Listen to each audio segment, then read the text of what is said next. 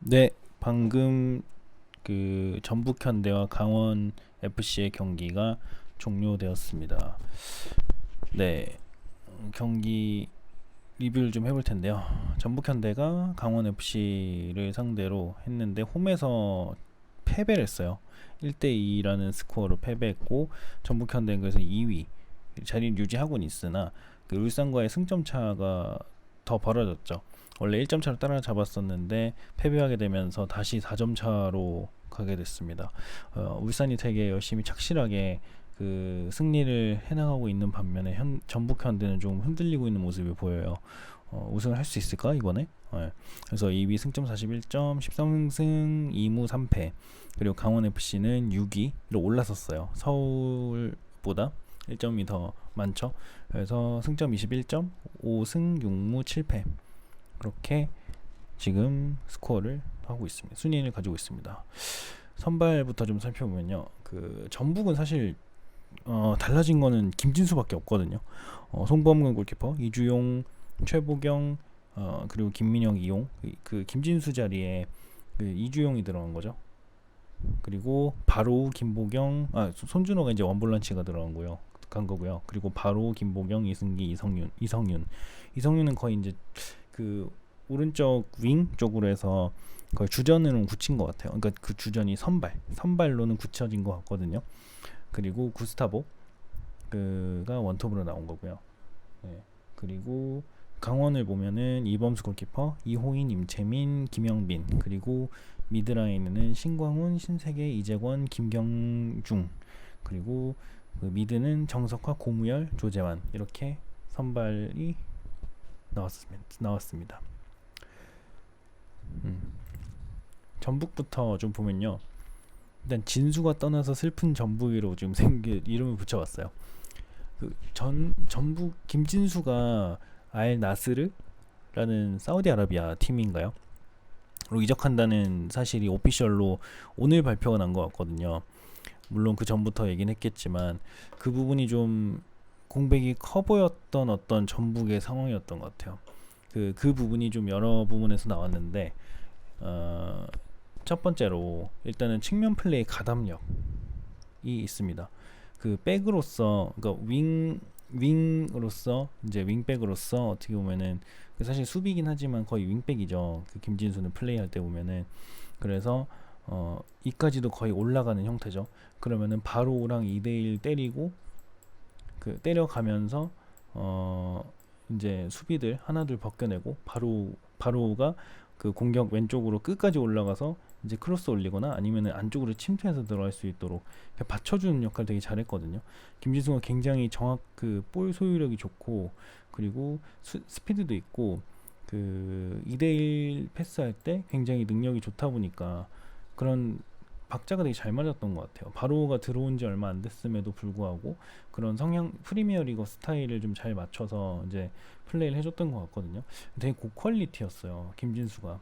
근데 그런 플레이가 못 나왔죠. 예, 그런 차이가 하나 있었고요. 그리고 그 백으로서 수비력에 대한 부분인데 이주영이 솔직히 그 공격적인 자원으로는 사용이 가능할 것 같은데 그 측면 플레이는 그냥 어느 정도까지는 뭐 해줄 수 있는 것 같거든요. 뭐 물론 전설 솔직히 좀 마음에 안 들어요. 바로 오늘 공격하는 거 봤을 때 바로랑 그 김진수가 원래 해줬던 것처럼 위협적인 연계 찬스를 만드는 능력은 부족한 것 같거든요. 2대1 패스도 원활하지 않고 그러다 보니까 바로가 못 살죠. 공간을 찾아서 못 들어가는 거예요. 그러니까 찔러주질 못하는 거죠. 그러다 보니까 여튼 그런 부분도 있으나 그리고 그에 더해서 수비력이 더 문제예요. 이거는 그 수비가 이제 김진수만큼 잘 못해주는 거죠. 그러다 보니까 이거는 좀 잘 맞지 않는 옷을 입은 게 아닌가. 사실 해설위원분들도 그 얘기를 좀 하시더라고요. 그래서 이거 나만 생각한 건 아니었구나 싶은 생각도 좀 들었고요.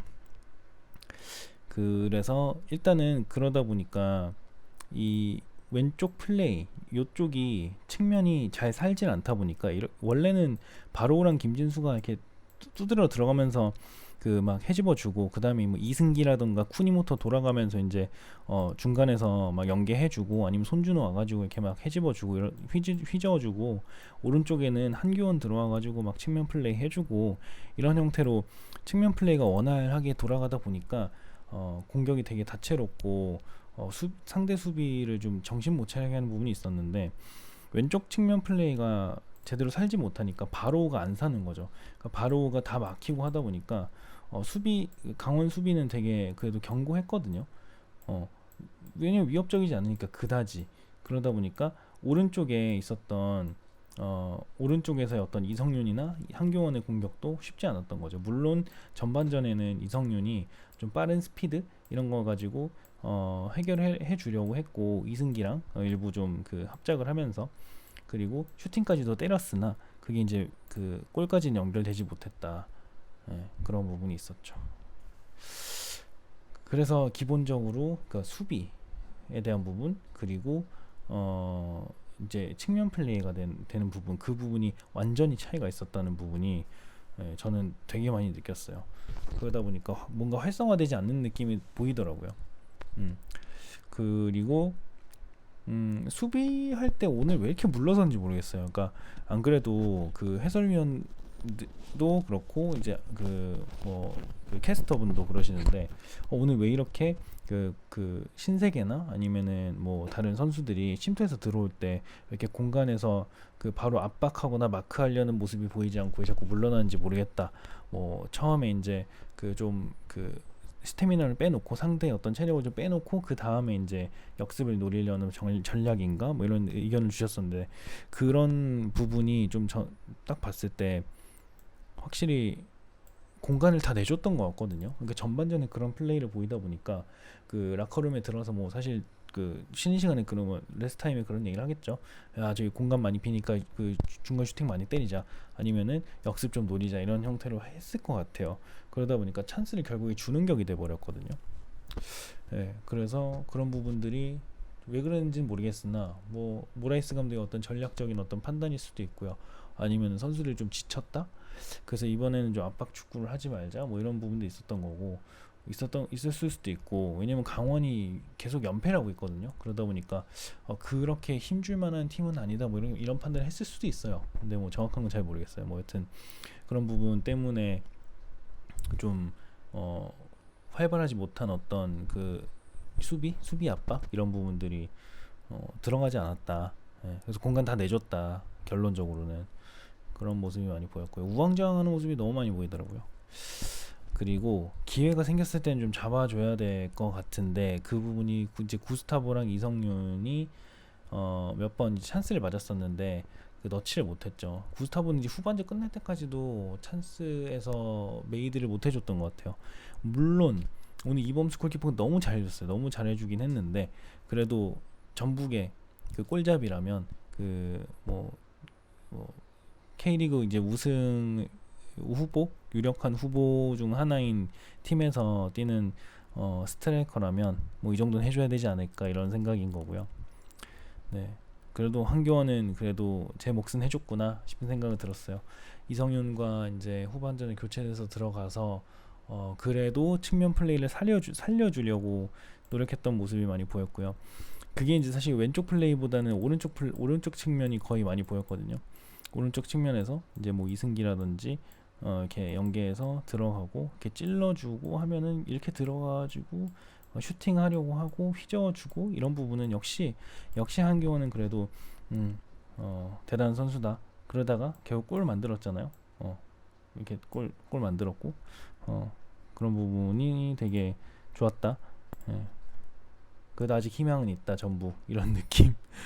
비록 강원에게 졌지만 그런 느낌이었습니다.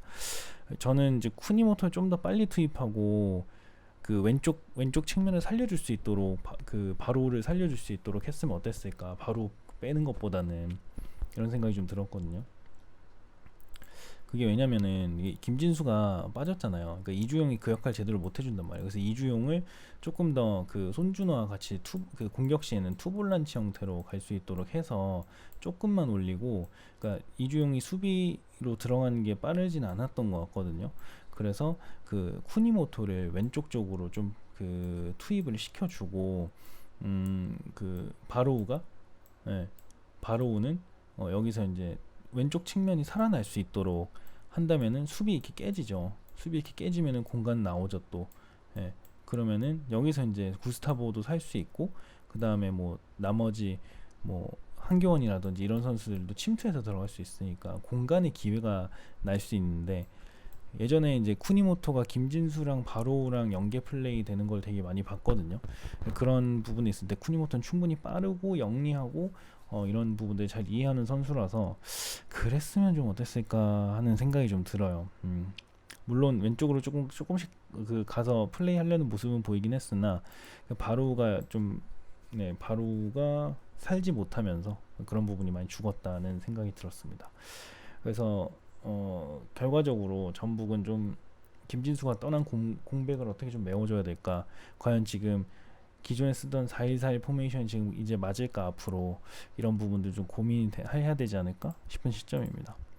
그리고 강원을 살펴보면 와 역습이 이렇게는 무섭다니 이런 생각이 좀 들었고요. 그 여러 가지 써놨는데 그 결론적으로 저는 사실은 이제 신강훈, 정석화, 고무열 이 세 선수가 시프트를 하면서 역습하면서 전북 수비를 좀 많이 해집어줬던 느낌이 많이 들었거든요. 특히 고무열 같은 경우에는 존재감이 좀 확실했죠. 고무열은 키도 좀 있는 데다가 발도 빠른 선수거든요. 그리고 슈팅력도 있고 그러다 보니까 역습에서는 되게 위협감이 들죠. 그래서 이주용이나 아니면은 김민혁, 최보경이 쉽게 막을 수가 없었던 것 같아요.